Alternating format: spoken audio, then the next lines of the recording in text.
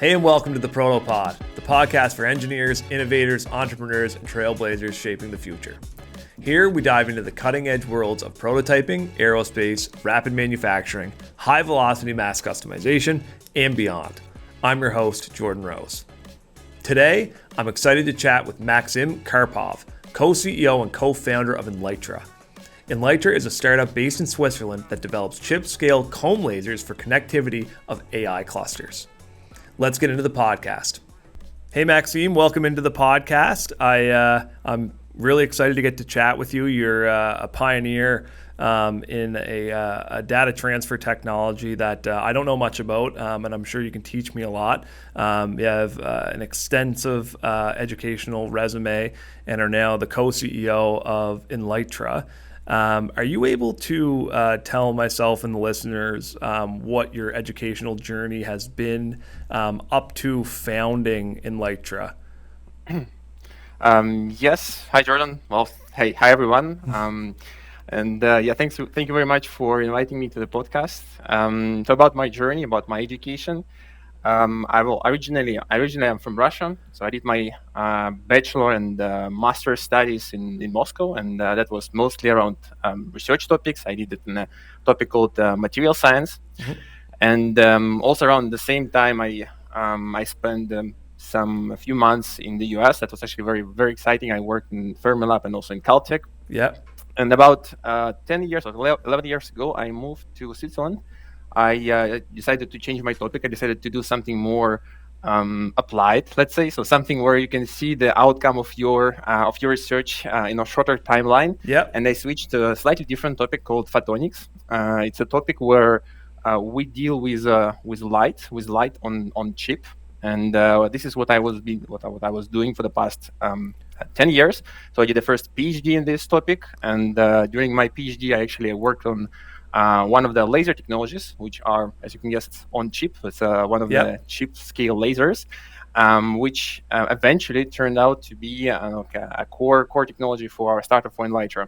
And for me, it was a very smooth transition. I did a PhD in this topic. Then I moved to a short postdoc. And already at this time, I started to think about commercializing it. And we met with my co-founder, John, and we started to think about Enlightra, started to discuss about Enlightra, which we kicked off around the beginning of 2022, end of 2021.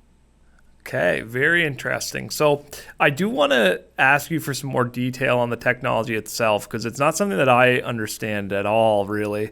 And it's chip-based, chip size, involves lasers. I believe, is the term microcomb, is that the proper term that you would use for? That's exactly right. I maybe just start with a bit higher level explanation. Absolutely. Of what the comb laser is. Yes. I guess you heard about lasers in general. So yes. A laser is something, you can think of it as something which shines at one particular color. I mean, you can think of it as a laser pointer, which can be green or red or any other color, right? And this is what you can think of how you can think about the laser. What we deal is called comb lasers. Yeah. And the word comb comes actually from a really analogy to a comb which you use to brush your hair. Okay. So, and the idea is that if you look just in a regular laser, again, it's one color. If you look at a comb laser in terms of different colors, it's a set of multiple colors, which are equidistantly spaced. And that's why people call them combs, because they are, again, it's a very simple analogy to the one which you brush your hair with. And one of the cool applications, there was a Nobel Prize which comb laser technology got in 2020. It was awarded to Ted Hench and John Hall in 2025. And since then, the kind of real journey of a comb laser started. One of the big applications which people consider now for these comb lasers, and particularly for chip-scale comb lasers, is optical communications. And then the idea here is very simple. Again, you probably heard that lasers can be used to transfer data. In the most simple form. You can think of it as a flashlight. So you have a flashlight, you can turn it on, turn it off. You have zeros and ones. In principle, when people would like to communicate over longer distances with light, they use a very similar principle. They use a laser. They use optical fiber, which carries these laser signals, and they literally can turn on, turn off this laser. The thing is, when you use a single color, you can transmit only, let's say, one channel of data. But if you use multiple colors, you can use multiple channels. You can transmit multiple channels in parallel. Yep. And cool thing is that if you use the same fiber, they don't mix with each other. So you can efficiently bundle hundreds of different laser colors in one optical fiber, and in this way transmit hundreds of different data channels, which kind of greatly increase the bandwidth of your fiber. And this is essentially what we are doing. This is what Enlightra is doing. So we developed this chip scale comb lasers for very broadband transmission over certain distances. And this is what what we developed. Okay, that's amazing. Super interesting. So I would imagine those combs, the fingers on the combs, those wavelengths or colors are selected specifically so there's maybe not interference. Is that so you can transmit them at the same time? Exactly. That's you use a very right technical word. So there is no interference between them. So essentially, there is no crosstalk. Essentially, if you transmit data on one channel, it will not affect the data on another channel. Okay. So this is how it works in optical fiber, and this is how our comb can work in the real world. Okay, so I would imagine that the increase in ability to transmit data or the throughput of data would likely be exponential. Like just thinking going from one color to a comb of colors indicates to me that there would be an exponential increase. Is that what you guys see? Yeah, we see actually a lot of, especially I would say that even accelerated in the past maybe 2.5 years. With the rise of AI, I think everyone is doing a lot of things around AI, and I think the infrastructure for AI, hardware infrastructure, is actually also now experiencing a lot of pressure to go faster and develop faster. And what we do, first of all, what we see is that there is a need to connect different computing elements. In a simple idea, you can think of a GPUs or racks of GPUs, which people put in AI clusters where they train their LLMs when they're using them for inference. And one of the problems which we learned is that apparently these GPUs, the bottleneck for the GPUs is not in the computing speed of power. Okay. It's interconnects between the GPUs, which actually creating the bottleneck. Okay. And this is what people are trying to solve right now. So one of the things which, right now what they use, they use a very old technology. They literally use metal wires, like copper wires. They use copper cables to connect them. So if you look at one of them, a good example here could be NVIDIA's GPU rack, which consists of 72 or 36 GPUs. And if you look at the back, they have 5,000 copper cables, really 5,000 copper cables connecting all the GPUs together. And you can think, well, first, how much it weighs, how much costed it. And another problem is energy efficiency. The problem of the energy efficiency comes from the following thing. Once they need to raise the speed of these connections, and this is happening literally, they have to do it every 2 years. And again, that comes from the pressure from AI, because they need to train larger and larger LLMs. They need to have better interconnected clusters. So they need to have within the cluster not 72 GPUs, but let's say 500 GPUs within the one computing node. And what they need to raise the speed of these interconnects between the GPUs. The problem with copper, faster you go, the length of the copper which you can use without too much of the energy loss is short. And that means it's a really very simple limitation which you're starting to see, is that the radius over which you can connect multiple GPUs together is just less than a meter. So it really becomes a physical engineering problem at that level, is that you physically can't make something with the legacy technology to do it. You could regardless of if you kept adding to NVIDIA's 5,000 copper wires, you're just never going to be able to get there. You're going to hit a limit. So it's a required technology, absolutely. It's so cool. I've never heard of this. So I guess, can you describe for me in a little bit, a level down again, going into a little more detail, how the chip level would integrate with with the cluster of GPUs? How does that work? Is that something that would be on board the GPUs? Is it a separate module? How does that work? This is a very good question, and I will give you not very clear answer because different customers, different of our customers consider different architectures. Okay. And now, actually, one of our advisors, he said a very good thing about how it looks now. Now it's a wild west. Everyone comes with their own architecture, with their own standard. Okay. And it's, this particular part of data center infrastructure, right now it's like less standardized. How it's going to look? So what I can tell you, say on a general level, so what will be the similarities are, is that first, there will be no copper cables connecting GPUs together. It will be optical. It will be optical fibers. Yep. So second thing, once you have an optical link, you need to have a laser which drives it. You need to have a comb laser which drives it. And I can tell you again, many semiconductor companies who is developing their ASICs, their computing chips for AI and for like very high workload AI. Yep. They already understood that they need to switch to optics. So they almost all of them consider switching to these optical-based interconnects, and they are thinking how to make this architecture. So all of them consider that there should be a comb laser, like some sort of a comb laser, which provides some multiple laser colors. So how it's going to be, most likely this comb laser, it will not stay close to the computing ASIC. So it will be somewhere on the board, somewhere on a GPU board, maybe within the same chassis. But again, it's not close to the ASIC because of the temperature requirement. And what will happen is that this laser will provide some light to the ASIC. ASIC will take care about the decoding the data and then sending it to the next GPU or next switch, or essentially the target node. So this is how it's going to be. Again, about the details of where exactly the comb laser will be, how close to the ASIC or how far from the ASIC. Our different customer has different vision on that.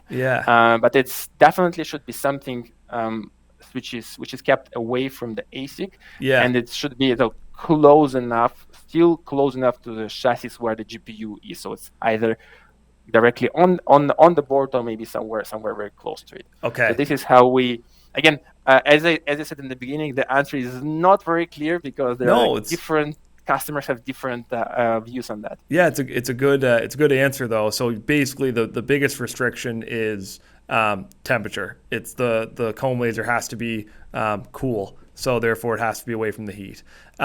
It does raise an interesting question for me, where you have different customers that you're serving and they have different requirements.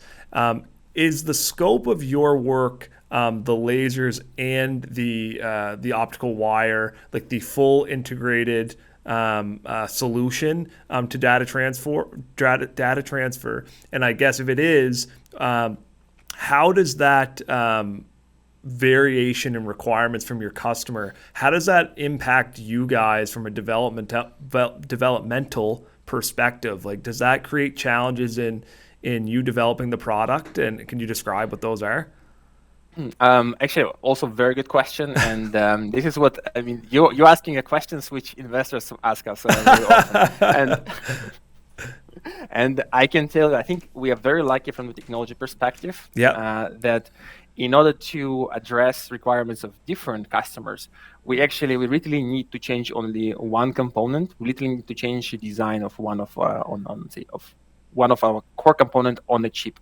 All the other things in terms of the laser, which we use to drive our technology, in terms of the assembly way, in terms of the packaging, it all can be the same. And this is, so I would say for majority of our customers, 80%, maybe even 90% of the work is the same. And there will be only, the deviation at the last part, say, what would be good analogy here. Imagine you need to make a car, like your Honda is making a car for someone, and the only thing is like whether you want to paint it black or red, or maybe change the tires, and that's it. So I think that's the only the last part of the work will be customized, but the majority of the work is very, very similar. Yeah, it draws a lot of comparisons to what we do here. This comes up. It's so interesting how many customers we chat to on the podcast, and they have a very similar story in that respect. Not with the technical side of it, totally different, but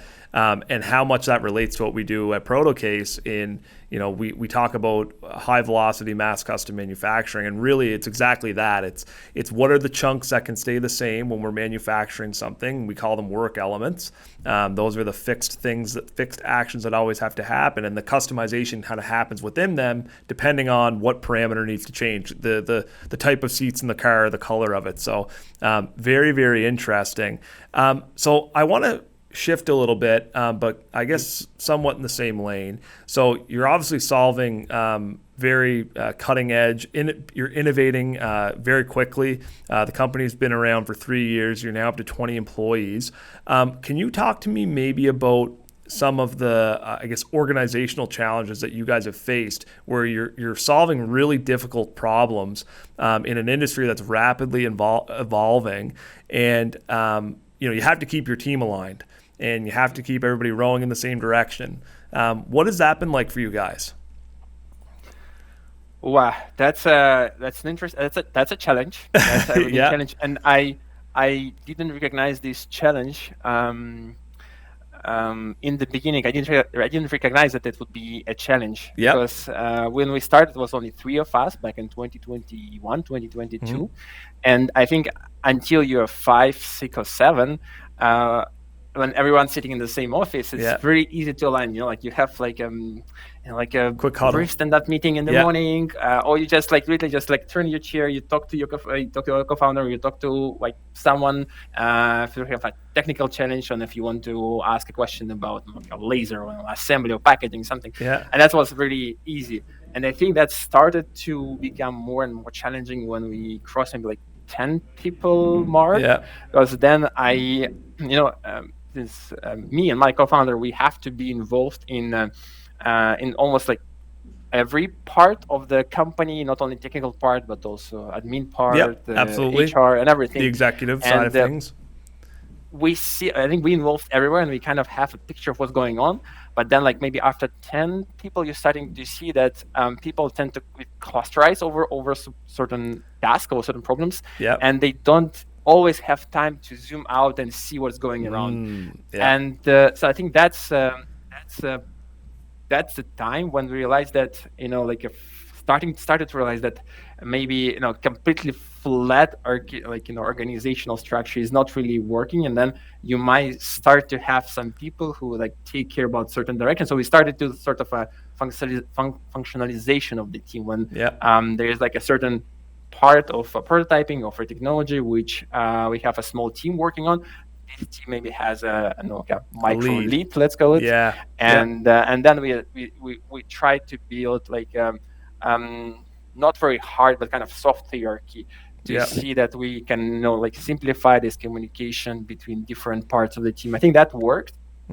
And but what I think another thing which I think we are very much lucky with is that we have a very, very good team. People are really happy to support each other, and they're really happy to share the things which maybe if something doesn't know a certain part of the technology, they're happy to support him. They're happy to share their knowledge within the team, and they're happy to also to even self-organize. I think that helped a lot, because at some point I was really happy to see how people started to take ownership over certain parts of the technology or certain parts of the development, product development, and that was actually one of the rewarding part, to see how your team can start to operate without you, especially if you if you give them a good and clear directions of where we are going. I think that was one of the learnings. There's still a lot of room to improve that with our team management, and we're continuously doing this. But I think that was one of big realization, is that the larger your team is, and it can start even with 10 or 12 or 15 people, that there are some information gaps which has to be filled, and this is what this is our my co-founders and mine responsibility to make sure that everyone is aligned with the team. Yeah, it's absolutely a mark of a great leader, and hats off to you for saying it. Is that you have to get your satisfaction from the growth and success of your team, which it sounds like you guys have. It's your organizational structure bears a lot of resemblance to ours. Is that we do have a hierarchy. It's a loose hierarchy. There's leads and management and executive, and you kind of pass information up and down the chain. But the idea is that within that, we still leave lots of openness so that anybody can go talk to anybody at any time. There's no bureaucracy, and it's a fine line to kind of walk, but it's an important one, I think. Interesting as well, just thinking about that organizational alignment, the challenges that you're solving, and the thing that keeps popping into my mind is where you're again innovating so rapidly, and perhaps with different customer requirements. Would you be able to walk me through maybe what your project development process is like? Do you guys prioritize rapid prototyping, and if you do, how does that look in your world? Again, with a technology that is very cutting edge, and I don't know what the supply chain looks like for that. So, can you give us some more information about that? Yes, sure. Again, all very good questions. I'm happy to answer them. That's actually the supply chain and the speed of prototyping. That was another big learning of starting the hardware company. And in terms of supply chain, we're relying a lot on external suppliers, because we need, in order to maybe just I'll give you a brief summary of a product which we do, because that will help me to explain the underlying supply chain. So in order to build our Combinators, we need essentially two components. Okay. One component is a very rather standard single color laser, so the laser which shines in one color. Okay. And then the second part we need is a chip where all our IP knowledge is about, and this chip contains some microstructure which helps us to convert this single laser color into multiple laser colors. Yeah. Okay. Yeah. So once we have these two components, what we need to do is that we need to find a source for a laser. Yeah. We need to find a foundry who would fabricate for us this chip. Right. And we need to, if you want to assemble them together, we would need to find essentially a provider who could help us to assemble this thing together and make sure that it works in the right way. And I think one of our early mistakes is that we can effectively outsource everything. Yeah. And I think that was one of the, again, early mistakes. Is I'm glad that we figured out that it was a mistake, because what it turned out to be that we had a really long development time. So if you're starting to bundle up all the timelines which you need to get to source the laser, to design and fabricate the chip, to get the package together, I think in the first year we realized that our development cycle is a year. Wow. Really is a year, and this is super bad, especially for a startup, because you just don't have much time. You're burning money fast, and you just don't have much time to allow yourself to have that long. And this is what we started to shift to. We started to shift to internal kind of prototyping, to building some prototyping for some infrastructure for prototyping internally. And we managed to bring it down to 2 to 3 months overall, the full cycle. So that helped a lot, and I would say that even helped us to engage with certain customers, because they realized the speed at which we can turn out essentially the designs of their potential products. So this is where we invested a lot, and this is what we changed in the past. That's a year and a half, and that was one of the things where I'm very happy that we did it, because it helps. It provides a lot of leverage in your product development timeline. And another thing which I also wanted to say here is that again, this is what we are talking here about. It's mostly prototyping, because what you would like to do is during the prototyping, you would like to cycle your design fast to show your customer that you can essentially meet their specs, or maybe absolutely. adapt your technology, adapt their product to their specs. For high volume manufacturing, it's not our plan to do it in-house. We would still go out to manufacture it with, big external foundry, or we'll take external provider of the laser, but that's already kind of a manufacturing step. So right now at the prototyping step, we're trying to do as much as possible in-house, and again, that helps a lot with the product development. Yeah, no, that it's. I think you made the right call there. Absolutely, it ties your hands a little bit if you're waiting that long and there's that much latency in getting those. I guess I would term them like electronic optical filters almost that are a requirement for your technology. So yeah, just to be clear, so that is something that you guys started building in-house. Exactly. We started to develop, the knowledge and infrastructure to do this in-house. Literally, we have a lab in the basement of our office. Nice. And, it's like a 60 square meters lab. We have like a small clean room there. Yeah. We have several tools, several optical tables, and we can do almost a full cycle of our product development in-house. If you're talking about like 4 or 5 devices, 10 devices, we can do them almost full thing and full process in-house. Cool. So what was that like, the development of that part of the business, the I guess miniature manufacturing of chips for your prototyping? What was that? What was that like? What did you learn?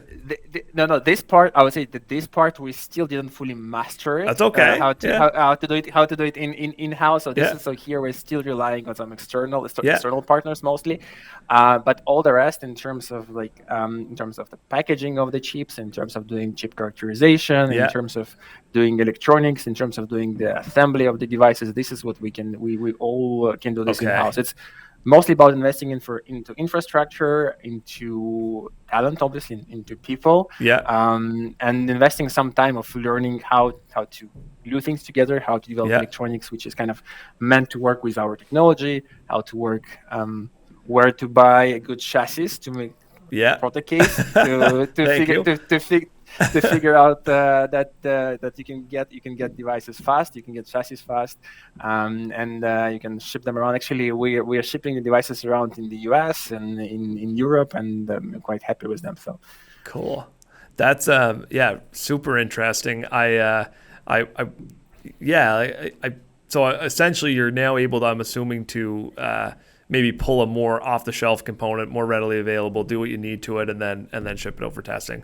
Very smart decision. So I think you've painted a very good picture of where Enlightra is right now, and kind of how you've gotten here. What does your vision for the future of Enlightra look like? Oh, it's a very bright one. Yeah, I can tell you. Love that.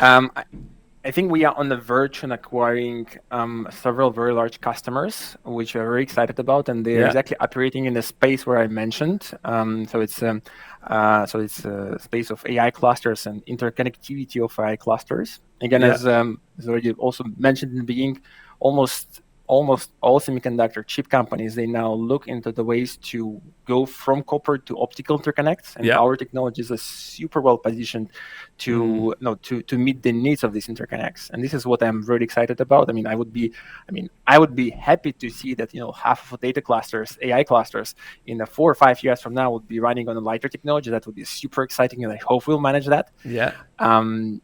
We have also a bigger vision in the company, because there's actually one, my co-founder says that the laser is like a Swiss Army knife. You can use lasers for many things. And that was actually a part of my PhD, where I showed that the technology can be, our comb laser technology can be used for not only for optical communications, but for a variety of other applications. For example, we did several works with LiDAR. So LiDAR is the device which is used for sensing of the distances using light. We also did some demonstrations on how this technology can be used for another very fancy application called optical computing. So it's when you trying to use not electrons, not electronic signals, but when you're trying to use light to do fast and energy efficient computation. Yeah. Actually, one of the works which we've done at the time was demonstrating that we can do some very complex matrix vector multiplications, which are used by LLMs and by many other machine learning kind of networks for doing the computation. That's like a basic computational step there. And we show that it can be very efficiently implemented with our technology in using light. And again, the bigger vision is that we would like to explore not only optical communication technology, but also make a chip-scale comb lasers from Enlightra as a Swiss Army knife for many other domains of our life. So that's the bigger vision. Yeah, so that's a massive one. That's incredible. So not only expanding your kind of foothold and place in the AI discipline or market, there's applications far outside of that. Yeah, that's really incredible. I'm so fascinated by it. I wonder. Thank you. You've obviously learned a lot, both technically and starting your business, and executing on it incredibly well, innovating at a super rapid pace. What advice would you maybe give a listener who is you 10 years ago and doing research and has this really cool idea or something they're working on and wants to start a business? What advice would you give them to give them a leg up when they get started? I think one, maybe I'll try to do two advice. So two advice here. First is you need to develop your emotional intelligence, because doing a startup, it's not only about hard skills, but it's also about being able to communicate what you do and convince other people in what you do. It could be your customers, it could be your investors, it could be even your employees, and you have to be able to transmit your excitement about the technology, about the product, and convince them that, because sometimes things doesn't work like straight away in your lab, and you need to have this energy and you need to transmit this energy to people to make sure that you can reach the point where the technology would work. And I think this is what so many people who is coming from the research, they are really brilliant from a technological perspective, from the hard skills perspective. But I think also, I think the best entrepreneurs, they have a very good balance, especially in the technical space. They have a very good balance between the hard skills and the soft skills. And I think this is what is really, really important. That's one of the things which I would advise. And second thing, it's all about the speed. And that's actually in part comes from, I think that's one of the learning which I got from Y Combinator. You probably know that we were part of YC back in 2022. And I would say that key to success is being able to do things fast and iterate on the things fast. So if you are a researcher right now, and if you think whether I need to span out this idea into commercial research, and then you take a half a year to think about it, just don't waste this time. Just do it. Do it today. Try to do something now. You can try to find 10 customers for your idea. You can try to talk to them. You don't need to create a company for this. You can brainstorm it with your professor, with maybe your peers. You can go to, you can even what we did. We just wrote hundreds of cold emails through LinkedIn and just trying to find who could be potentially good customer of ours to different leaders within our field. So do something as fast as possible to figure out whether your idea is good or not, and just don't think about. Just try to get a reference from the market on your idea. I love it. I think that's a beautiful bow to put on the interview. I think that I couldn't have said it any better, and I agree with you completely. I think that's great advice. Maxim, if folks listening are looking for Enlightra, where do they find you guys? Well, admittedly, our website was purposely vague. So we were operating a bit half stealth in our past 2 years. So well, first of all, feel free to sign to our LinkedIn page. So we are more active there. Feel free to reach us at hi@enlightra.com with any questions. If you want to send us our CV, please do that. We're always considering new people, and we love to see CVs from different parts of the world with different background, because again, we do all types of photonic electronic things in house, and that's really, as I already mentioned, it's really helpful for us. And I hopefully in a couple of months we'll get a new website, Enlightra, http enlightra.com. So visit that, and you'll see more things about Enlightra there. Awesome. Thank you so much for coming on, Maxim. And if you ever want to join again, I'm sure you'll have lots of new innovations to chat about in the coming months and years. Please reach out to us. We'd love to have you on. Thank you, Jordan. It was really great interview. Thank you. Awesome. Bye-bye, guys.